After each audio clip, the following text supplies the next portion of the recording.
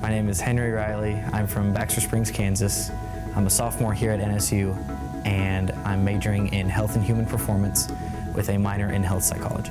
When I decided to come here to play football, I was really excited, really liked the environment here, really liked the town, the community, and the story that of the program that I was about to go into. Being a part of something like that was fun to be able to grow as myself after high school.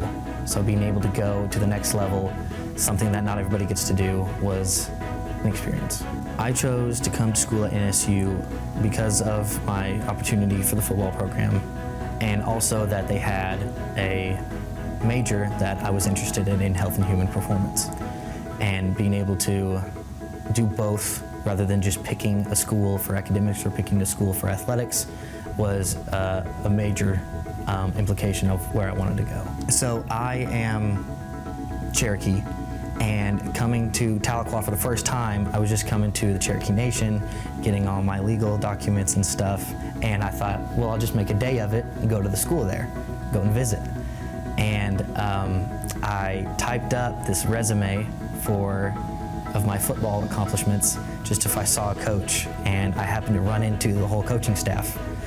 Gave them that document. They were like, hey, we're actually about to start a visit right now. So I actually just walked into a visit and went through the whole thing, saw the locker room, the facilities, all that stuff, got to take the pictures and all that, just by kind of getting lucky and walking in. Early in high school, I had this foot pain that would occur just kind of randomly as to when I would plant wrong or jump off a certain way, and it was just something that was just odd. Tried to find some help, see what it was, didn't really find anything. Fast forward to I get to college, I want to take my sports here seriously, so I needed to find out what this was, and finally got an MRI. Turned out to be a tumor in my right heel, and I had a surgery planned a couple months later. They didn't believe it to be anything crazy, dangerous, or scary due to it being a problem for so long. And I had the surgery. They sent it off for testing, and it came back positive as a synovial sarcoma, which is a cancerous tumor.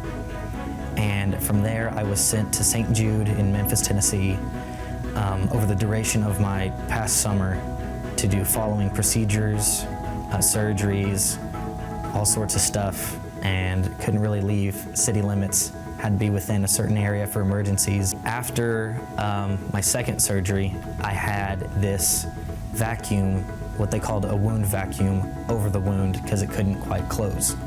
And with this, I had the tube going from the wound to the battery. The battery had to be worn around my neck whenever I moved because I was on crutches. And with this, I had to be within an hour of the hospital in case anything like that went wrong. And so that's where the long part became, is that I couldn't leave, and it kind of just made moving around and just little things you wouldn't think of really tough. Just like getting up, going to the bathroom, getting food, stuff like that. I went to St. Jude in May after my first initial surgery, and from there had just some check-in appointments, had my surgery about 2 weeks after that. And then from there, I was on crutches, basically immobilized throughout all of June, all of July, and finally got to the point where I could convince some doctors, like, I'm okay, I can make it, let me go to school. I didn't want to just make it to the first day. So I finally came back in August and got to be in person for my classes on the first day. When I got back, it was very heartwarming, getting a big welcome feeling back to the community that I'd left and missed so much. And just being with teammates, finally getting to see people and socialize was huge for, a sense of, okay, I'm back. All this is over. I get to enjoy myself now. When I spend a whole summer in a hospital, you have a lot of time to think to yourself. And over the course of that summer, all I could think about was that how you tend to take for granted some of the things that you have, and you don't realize it until it's gone.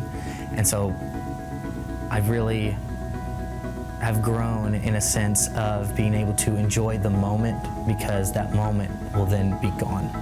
And then a big thing is that you can't replace time, but you can replace, materialistic stuff.